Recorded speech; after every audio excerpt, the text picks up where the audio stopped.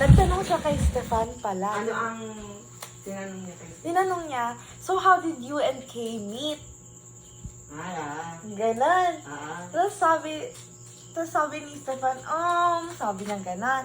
Sabi ko, girl, hindi mo na naalala, I approached you nung Hope Fest natin, nung first term, sabi ko.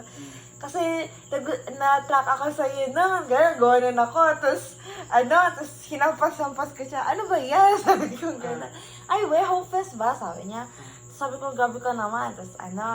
Tapos, sabi ni brother, so, ikaw, tapos, pagkatapos nun, nung sinabi ko nung gabi ka naman, sabi ko pala kay brother, actually, crush ko siya, gano'n.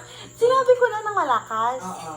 Parang, pag yung mga kaklase ko, parang kinilig, pati ako kinilig. Tapos si Stefan tuwa lang. Uy, sabi ni Stefan, gano'n.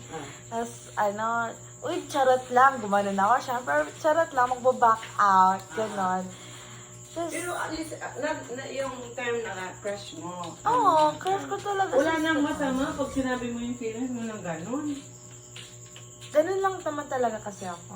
Hindi ako yung patago. Ganun din ako. Pag sinasabi ko rin yung tunay na nararamdaman ko, hindi fake. Ngayon? Ngayon? Hala niyo muna. Ngayon? Ano ko yung egg mo? Ngayon, edi... Crush ko siya, tama? Kaya nga, nung paglabas ano namin sabi na brother nun? Wala, lahat kami nakasmile, lahat kami kinikilig. Ganun ba?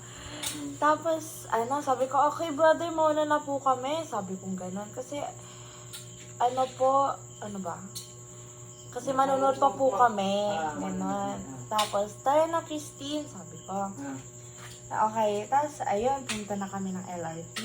Tapos, naglakad kami, papuntang Robman. Tapos, pagkatapos nun, nung pumunta kami Robman. So, on the way pala, nagkwento siya. Siya. Oo. Ay, ako muna nagtanong. Sinabi ko sa kanya.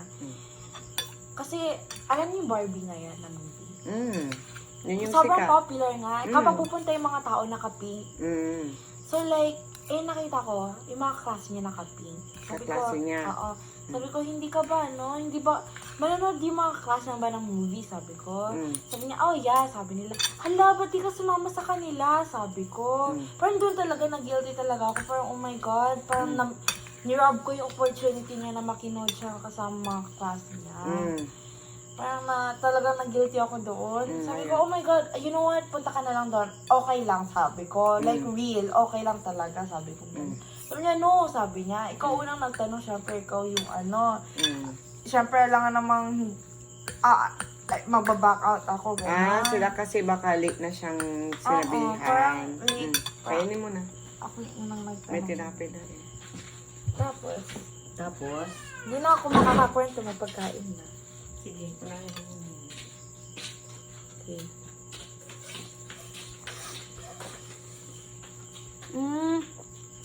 Ang tagal ko hindi nakakain ng kanton. Tsaka, ano na yan? Ever since umalis ako dito, wala akong kinain na kanton doon. Yan ang magiging pagkain ni Debbie dahil mahilig ko dyan.